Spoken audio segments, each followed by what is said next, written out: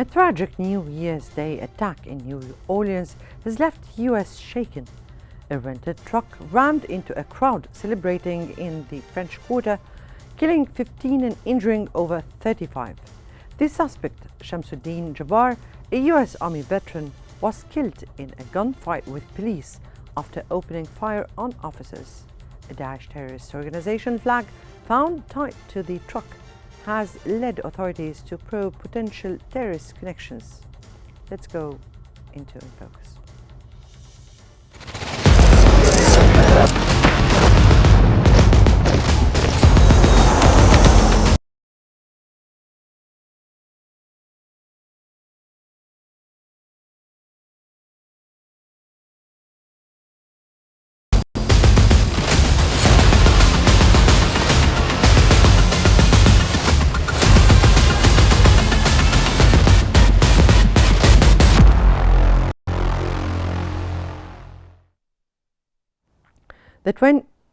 On the same day as the New Orleans attack, Israeli airstrikes in Gaza targeted the head of the police forces, Mahmoud Salah, and his deputy Hussam Shahwan.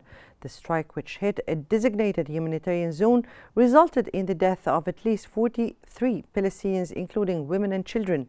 This incident has drawn widespread condemnation and raised urgent questions about international law and humanitarian toll of the ongoing conflict, and I guess this is what we will be starting with.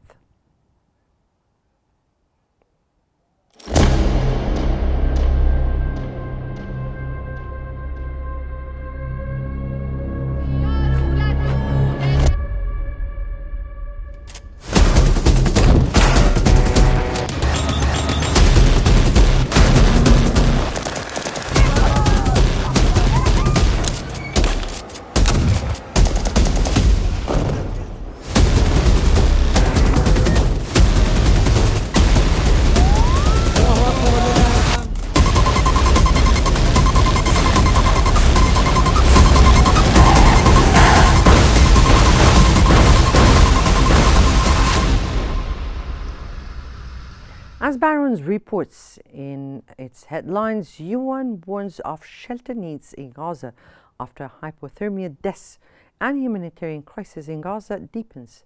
7 infants have tragically died from hypothermia as nearly 1 million displaced Palestinians face freezing temperatures without proper shelter. The UN and the IOM urgently called for a ceasefire and unhindered humanitarian aid, stressing the desperate need for safety and dignity for Gaza's people.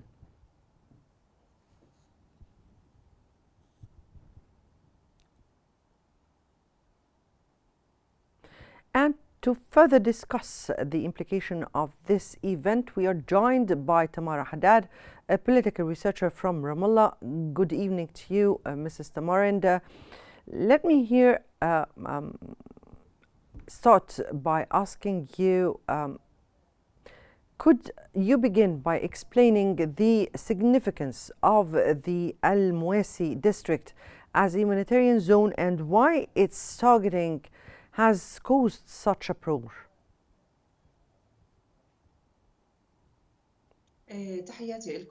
Greetings to you and to your channel.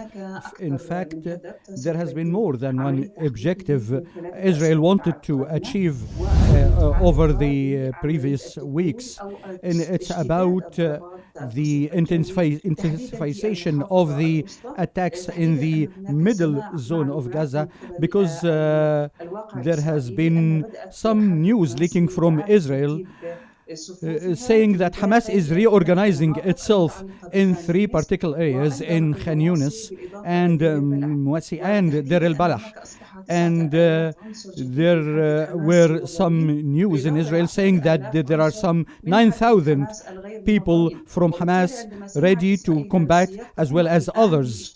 So Israel decided to hit hard on these areas where these people are supposed to be there. The one that are harmed most were the women and children, especially in the Muwasi neighborhood, which is to the west of Khan Yunis. This area is supposed to be a safe place for many people, many Palestinians who were displaced from the north of Gaza Strip and even from the south. So this area was targeted by Israel for more than one reason. First is to pressure the Palestinian citizens and the resistance to accept the deal that Israel wants to impose. Israel wants a full list of the Israeli hostages that are still alive. It was so difficult to have a full list under the war happening, and that's why the massacres committed by Israel, especially recently, were basically targeting the Palestinians to pressure them and to tell the Palestinians that you will be forced to be displaced, because displacement has always been an agenda for Israel. So they are trying to attack the concentration of the Palestinian residents with the pretext that there are Hamas people around. And this is actually getting Israel to use this pretext to attack the Palestinians and say there are fighters within them. That's why Israel is attacking Muasi, Deir el-Balah, as well as Khan Yunis and Mughazi. And in that place, there is 2,100,000 Palestinians in this area. So this aggravates the humanitarian crisis. Most of the displaced people are living in tents, and many of these tents were washed away because of the rain and the wind. They are under real siege, and also the hospitals are not fit to deal with all the victims and all the injured. There is a continued displacement towards this area, and this is making it impossible to provide all the services needed. I believe that over the last 3 weeks there has been more attacks on the civilians in order to pressure the resistance to give the lists and to so the intensification of the attacks by Israel is really making things difficult for women and children. The massacres continue, and Israel doesn't care that this place is residential. Israel doesn't care that this is supposed to be a safe place for the people. So Israel is besieging these 3 areas and trying to intensify a new reality there. It is to break the Palestinians and to divide Gaza Strip into squares here and there, and to intensify a certain presence of Israel in Gaza. 60% of Gaza Strip is occupied actually by Israel at this moment. Right. And also the same goes to Rafah and 20 kilometers in the north till Karam Abu Salim. Right. We thank you so much, Mrs. Haddad, for shedding light on the devastating humanitarian and political consequences of the ongoing violence and Israeli aggression on Gaza. Now we go live to the United Nations Security Council, which is holding an emergency session to address the escalating situation in the Middle East. Actually, with more focus on the Palestinian issue. And it will show they were in that moment. Palestinian doctors and medical personnel are fighting to save human lives and losing their own. They are fighting a battle they cannot win. And yet they are unwilling to surrender and to betray the oath they took.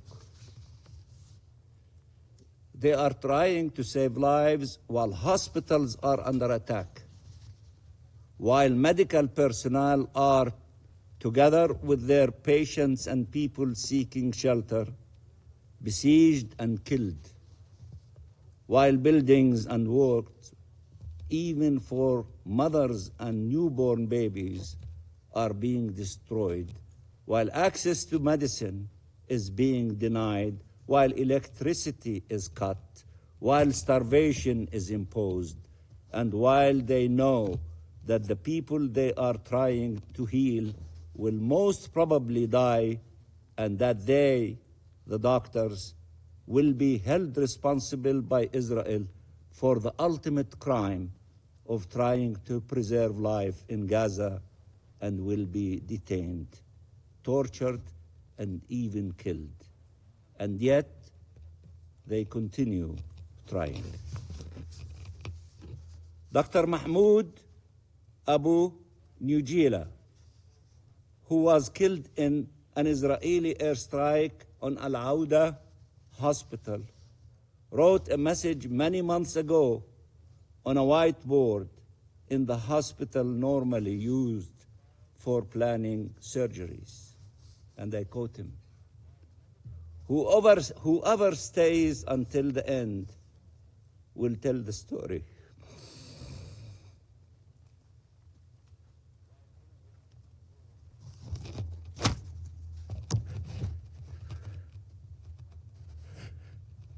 We did what we could. Remember us.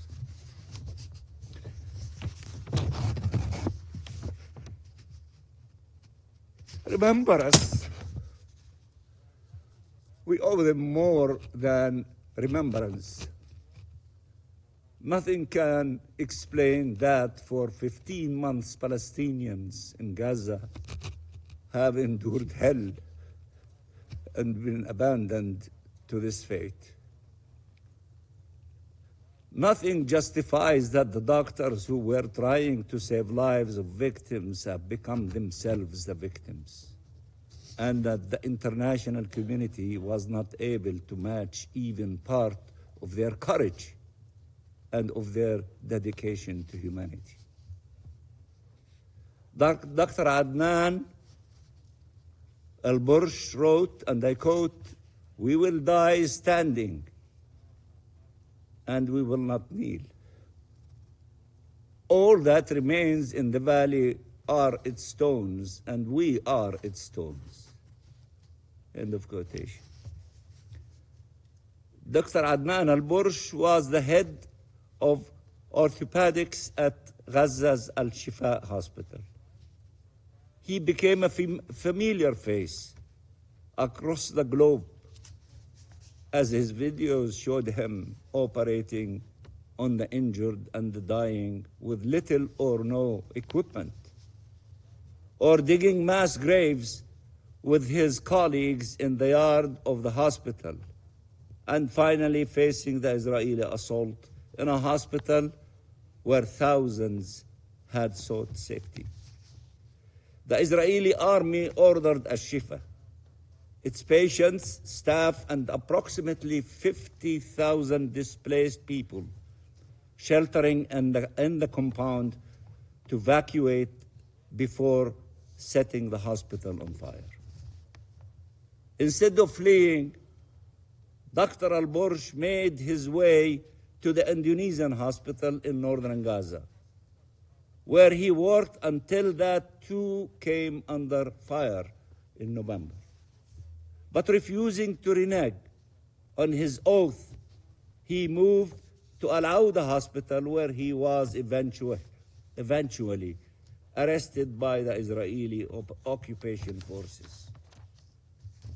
4 months later, over-prison guards dragged Al-Bursh and dumped him in the prison yard, naked from the waist down, bleeding and unable to stand, according to a deposition collected by Israeli human rights organizations. He died shortly thereafter. The death of Dr. Al-Bursh while in Israeli custody is not a solitary case. other doctors and many other detainees died while in custody after having suffered from abuse, torture, and rape. Mr. President, this is not a war, and Dr. Tonya has indicated. This is an assault against Palestinian existence. Its target is therefore life itself in Gaza, and all those who are trying to sustain it, all those trying to ensure survival in the midst of this genocide. And according to this criminal intent, it is therefore logical that medical personnel, doctors, nurses, paramedics are among its primary victims. This is immoral. I repeat, this is immoral, unbearable, and must be stopped. The entirety of international humanitarian law rests on a fundamental rule: affording protection to those not taking part or no longer taking part in hostilities. First and foremost, civilians, the sick and the wounded and those detained. Instead of upholding the cardinal principle of distinction, Israel systematically resorts to indiscriminate attacks when it does not deliberately target those afforded protection under international law. Time after time, the same acts, the same patterns, the same criminal and inhumane conduct. Assaults against hospitals leading to the death and detention of civilians, including babies and children who are already experiencing hell on earth. No one should grow accustomed to these horrors. Israel wants to normalize genocide. The report of OHCHR clearly indicates that, and I quote, the attacks on hospitals often followed a similar pattern involving missile strikes on hospital buildings, the destruction of hospital facilities, shooting of civilians, sieges, as well as temporarily taking over hospital buildings. End of quotation. And this is without addressing, again, and I quote, the many cases of arbitrary detention, enforced disappearance, and ill treatment of medical personnel and other Palestinians, including internally displaced persons, IDPs, taken into custody from inside hospitals, which has been reported on elsewhere. End of quotation. This is a barbaric, and it should lead not only to repeated expression of outrage, but rather to resolute action for accountability to prevent the reoccurrence of such horrors. As warned by UN experts, and I quote, under occupation, intentional assaults on healthcare facilities have the potential to expose individuals to cruel, inhumane, and degrading treatment, and many constitute a war crime. In Gaza, this is clearly part of a well-established pattern of genocide for which Israel leaders will have to be held accountable. End of quotation. There is no justification for the commission of war crimes. There is no justification for the commission of crimes against humanity. There is no justification for the commission of the crime of genocide. No justification whatsoever. The ICJ provisional measures, orders aimed at preserving the right of the Palestinian people to be protected from acts of genocide, have not only been disregarded by Israel, they have been blatantly breached, materializing the risk instead of addressing it.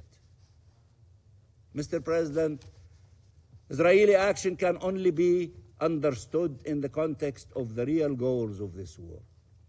Remember, we talked about the report of the generals, which we don't talk about it anymore. Israeli officials and military commanders have often confessed to them. For anyone willing to hear, some they don't want to hear. They like to hear what they like to hear.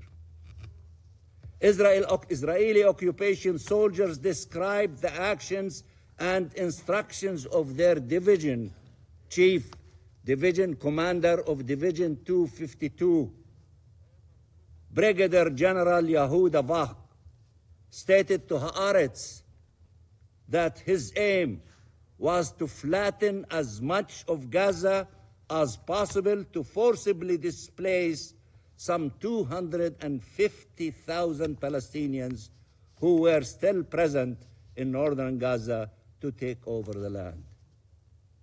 He's building a private militia from settlers, from relatives, from fanatic soldiers to destroy every day 50, 60 buildings in the Gaza Strip, not to allow Gaza being a place for a single Palestinian to live in it.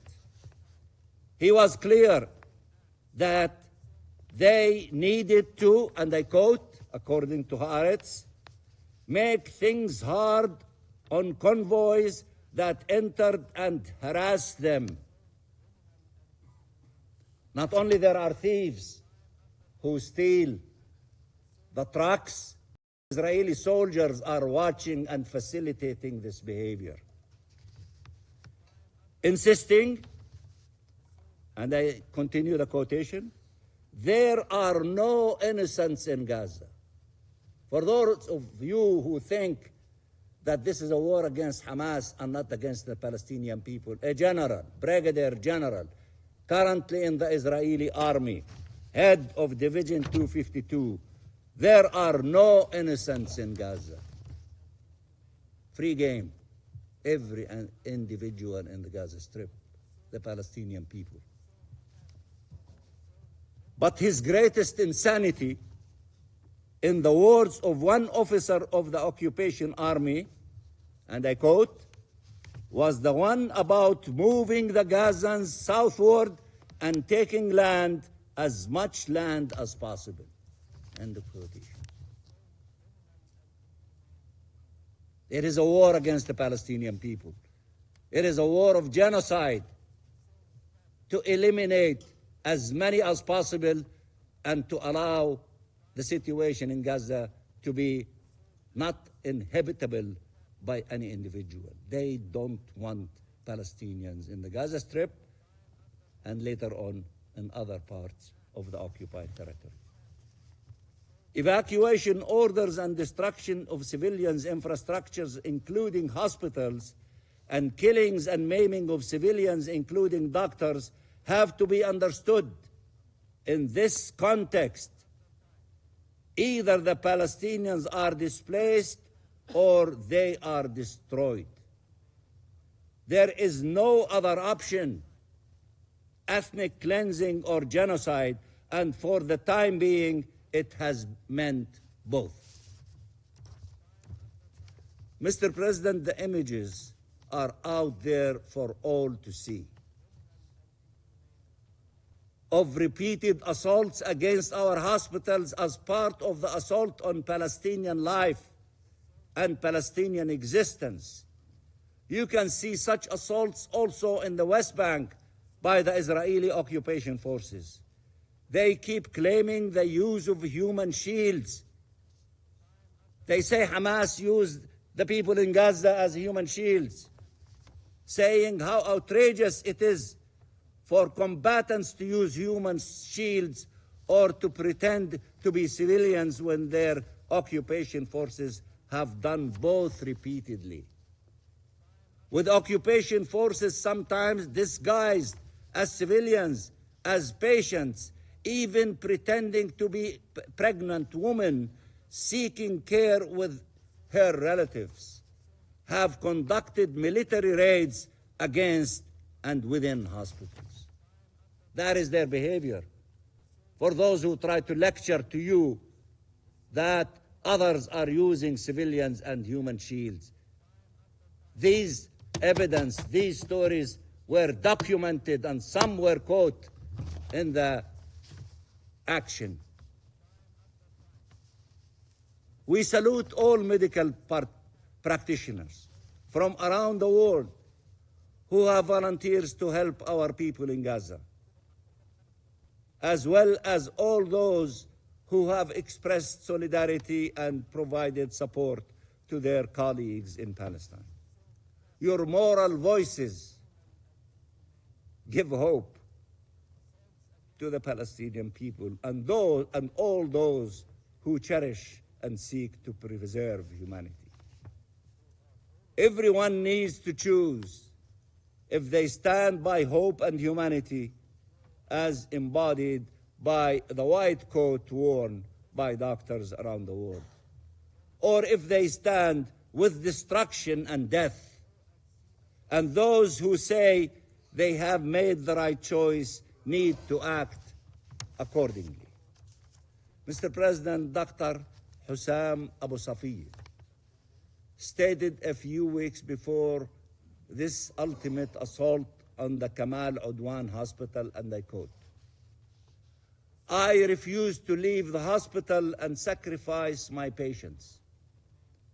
So the army punished me by killing my son. I saw him die at the entrance gate of the hospital. It was a great shock. I found a grave for him near one of the hospital's walls so that he could stay close to me." End of quotation.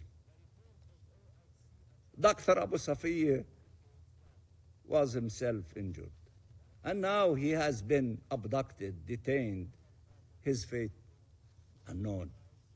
He refused to leave the victims behind. Can't we display some degree of that same courage?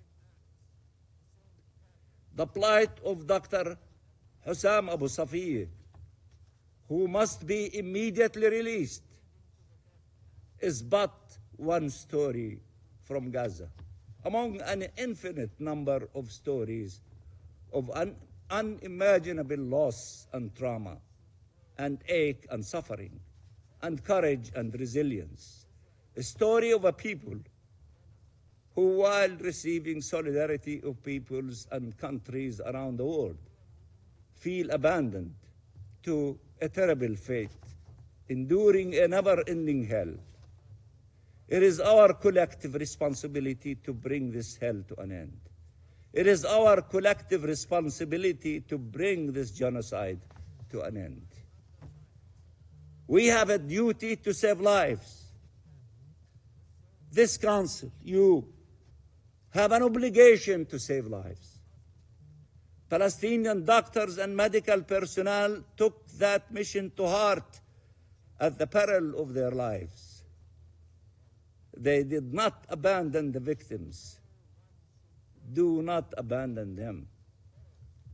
End Israeli impunity. End the genocide.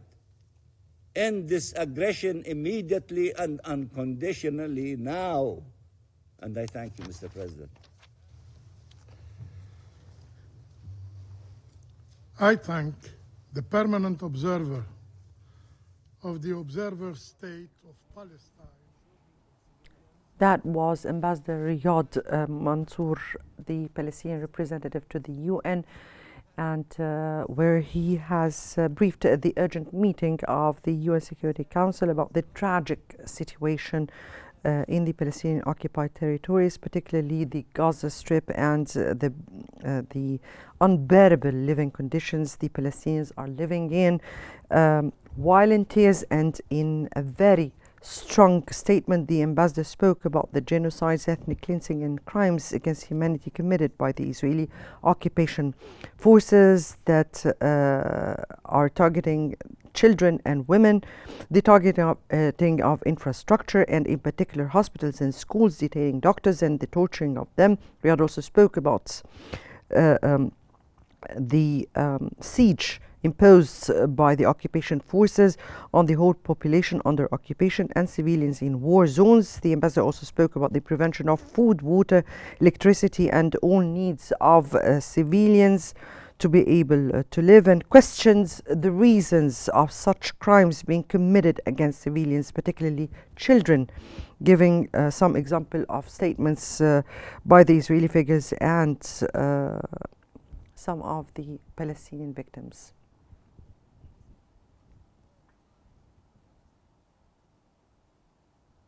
Tonight we bear witness to the harrowing realities faced by the Palestinian people. In a powerful address at the United Nations Security Council, the Palestinian representative condemned the unconscionable actions of occupation forces, calling out the atrocities and crimes against humanity committed in Gaza, from the deliberate targeting of medical professionals to the unimaginable suffering endured by innocent civilians. The message is clear: the world can no longer turn a blind eye.